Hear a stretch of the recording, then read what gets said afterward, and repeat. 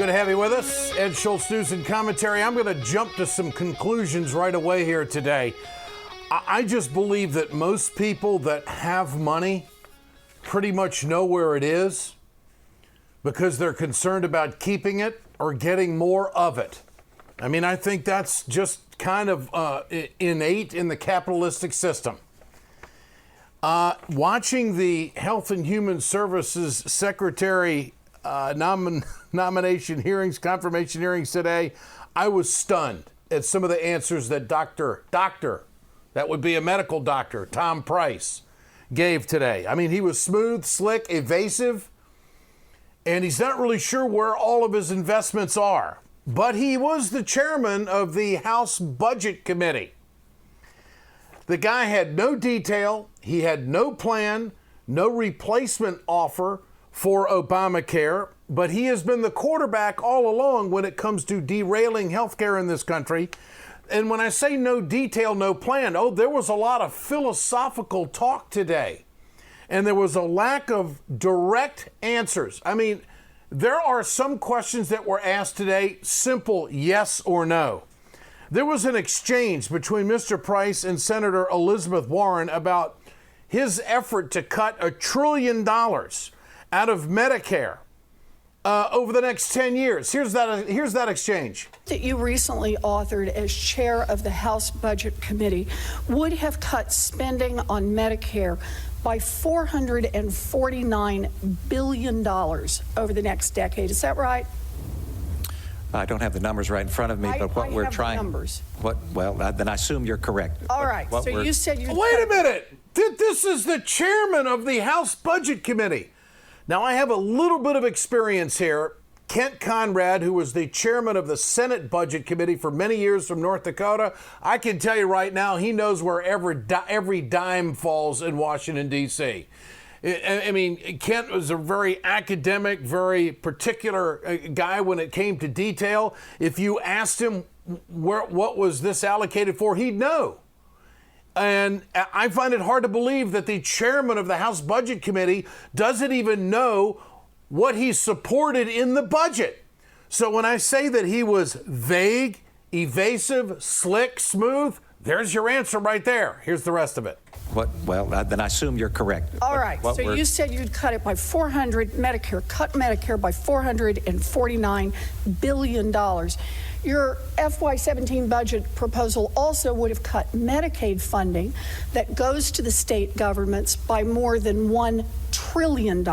Is that correct? I think, Senator, the metrics that we use for the success of these programs is not necessarily whether the amount of money into it is what we ought to be looking at. For Medicaid. What we believe is appropriate is Do you want me to read you the number out of this? No, I'm sure you're correct. What we believe is appropriate is to make certain that the individuals receiving the care are actually receiving care. I understand why you think you're right to cut it. I'm just asking the question, did you propose to cut more than $1 trillion out of Medicaid over the next 10 years? You have the numbers before you. All of a sudden, for the Republicans, money doesn't matter. I mean, these are the people that have been crying about too much spending in Washington, and then when it comes time to make the cuts, they won't stand behind their own philosophy. He doesn't want to answer that because he's talking to a Democrat who happens to care about saving Medicare, Medicaid, and Social Security.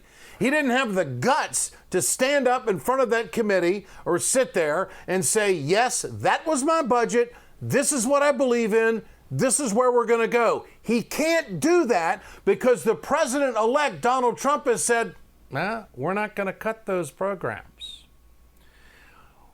Basically, what it comes down to, what these senators are hearing from these nominees don't match up with what the president-elect has said on the campaign trail. Chuck Schumer talked about that after the hearing. Senate Democrats' requests for outside witnesses for the Puzder, Price, Mnuchin, and DeVos hearings were denied. Mr. Ross's OGE paperwork was submitted just over a day before his hearing, and he's a billionaire with very complicated paperwork to file. Most galling of all, Ms. DeVos's hearing occurred without her OGE paperwork being completed, her ethics paperwork being completed. That's a direct contradiction of the same standards Senate Republicans asked for in 2009 It's an affront to openness and transparency. So he's having a hard time with the process, but he's also having a hard time with what I mentioned about matching up with what the president-elect actually said. This is a swamp cabinet full of bankers and billionaires. A swamp cabinet full of bankers and billionaires. Many of them have hard-right views, some of which directly contradict promises that the president-elect campaigned on. And they know that. And the fact is that there's a big hoodwink going on right now. And I just have this gut check feeling that what these cabinet members are hiding is exactly what Trump is going to do as president of the United States. I think all these cuts are on the table, and I think everything is going to be threatened.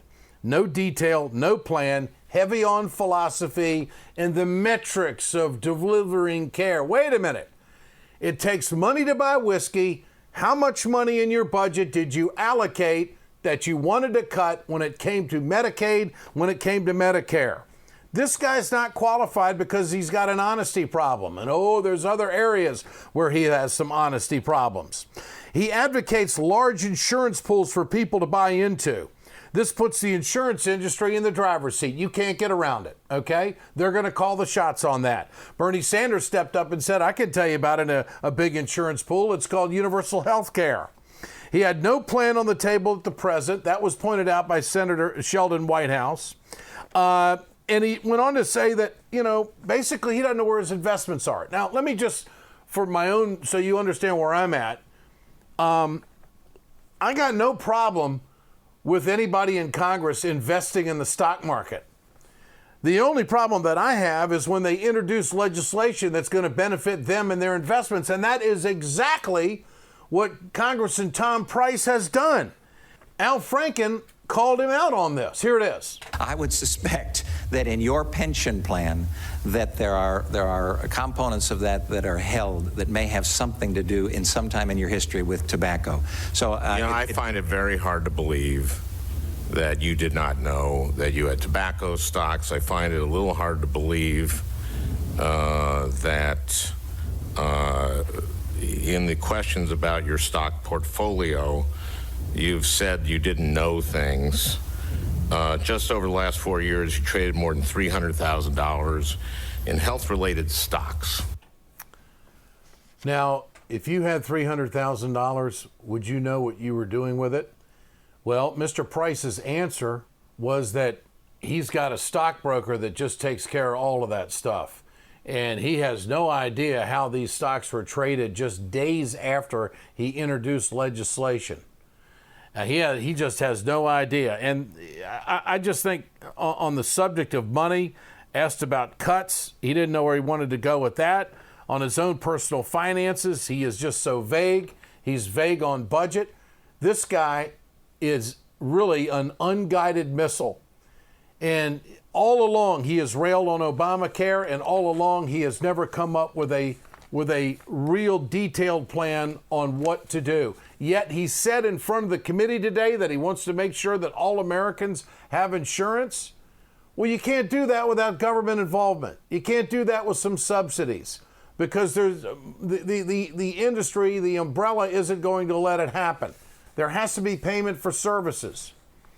And so I think this guy is really mixed up. He's not qualified. And it was nothing but a big charade, and I think every single Democrat that was on that committee today knew it. And there were some protectionary commentaries going on as well. When we come back, Mitch Caesar, member of the DNC Executive Council from Broward County in Florida, joins us next. Stay with us.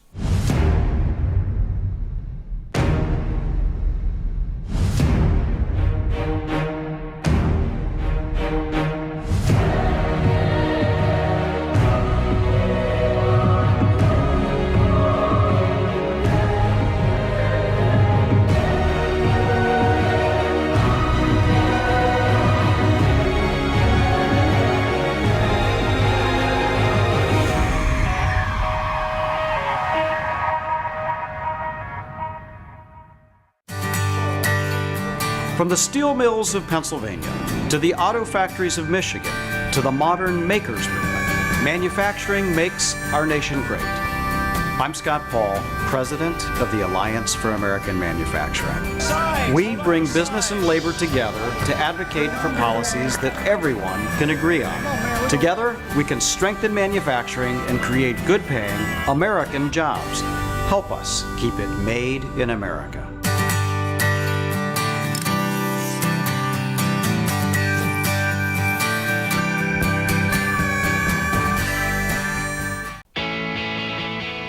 Thanks for joining us here on Ed Schultz News and Commentary. Mitch Caesar, great friend, member of the DNC Executive Council, chair of the Broward County Democratic Party. Mitch, good to have you with us. Thanks. Hey, Ed, how are you? Good, good. We're seeing contradiction play out in these Senate confirmation hearings. So which Republican Party is going to win? The one that Trump is trying to throw out in front of the American people, that everything's going to be okay when it comes to health care, or the Tom Price model where they don't answer everything, but if you look at the devil in the detail in the budget, a lot of people are going to get hurt. How do we read it? Well, you know, Trump's been a very successful bully from the minute he declared coming down the escalator in Trump Tower, and he's successful in bullying the Republicans in Congress at this point. My money's on him for which version we get, and I think that the R's in Congress will remain a willing servant of him until polling and public opinion starts to turn against him, and they'll take control of the car. They're kind of in the front passenger seat. He's doing all the driving, and they're not going to try to grab the wheel away from him until they think there's trouble.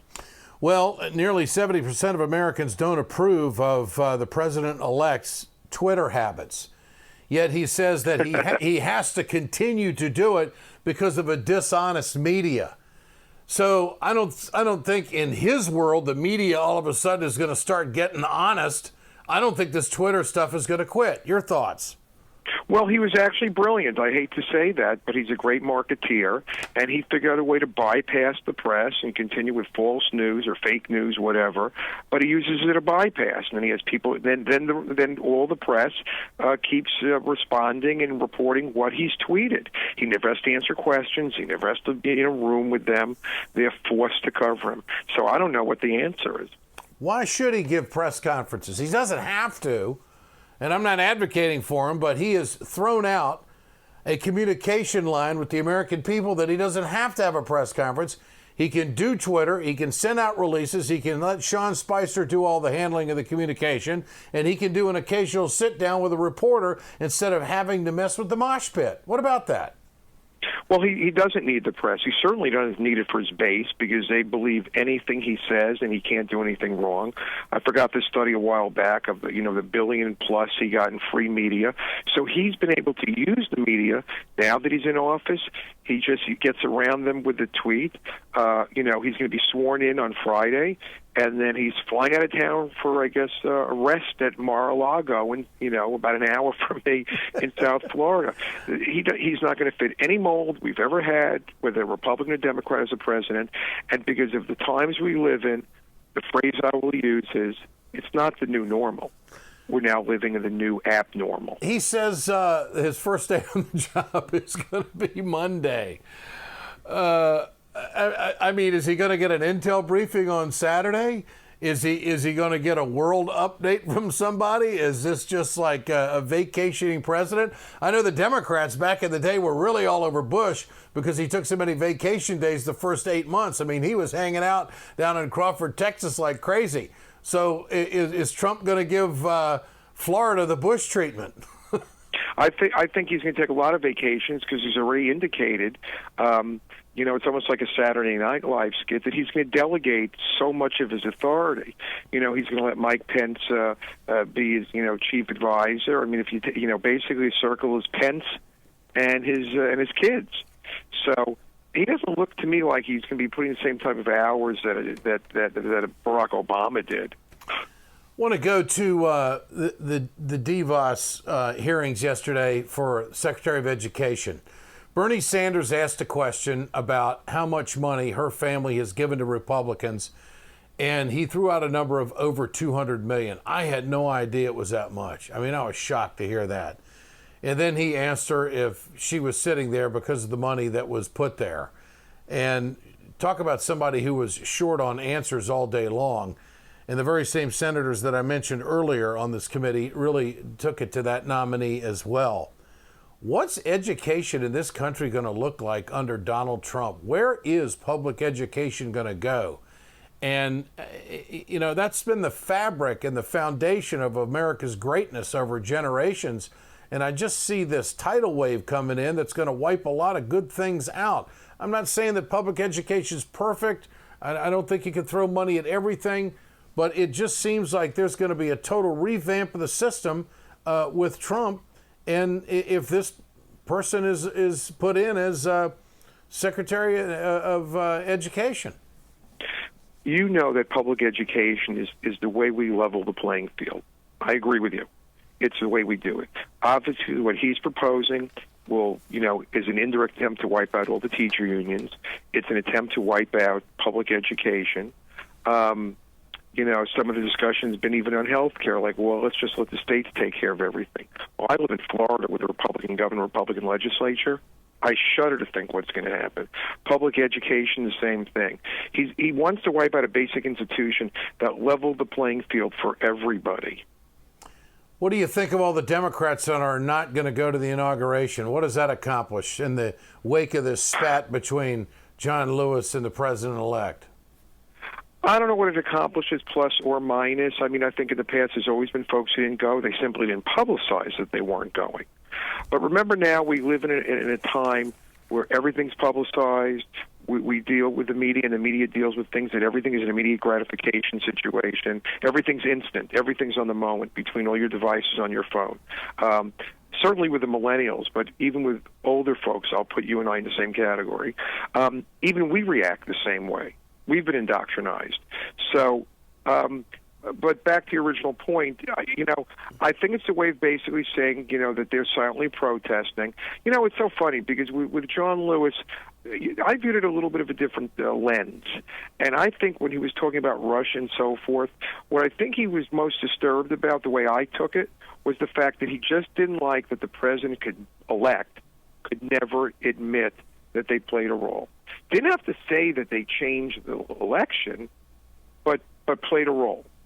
And I think it's the disingenuousness of Trump and his thin skin. I mean, he reacts to everything, no matter how minor the slight, and then off everything goes. I think that was more a reaction to basically his MO. Yeah. Bill Maher had an article on Bill Maher was in the New York Times earlier this week, and he says that we don't know what this man is capable of, and he's going to be doing some serious get back on anybody who opposes him, and he has, of course, the power of the executive office. We're in for a heck of a ride. Well, I'll offer you one thing I've heard constantly. As much as people, I'm talking about the strong Democratic Party activists, as much as we can't stand to watch Donald Trump, I can't believe how much mischief he's caused, and he hasn't even taken office yet. Yeah. But what I hear from a lot of folks is he's horrible, but we're really scared about Pence. Yeah, that's right. There. Very profound, no doubt. Mitch Caesar, always great to visit. Thanks so much. Appreciate your time. Thank you, Ed. You bet. Mitch Caesar, who is the member of the DNC Executive Council, chair of the Broward County Democratic Party in Florida. Ed Schultz, News and Commentary. Alliance for American Manufacturing brings you this production. We're back tomorrow.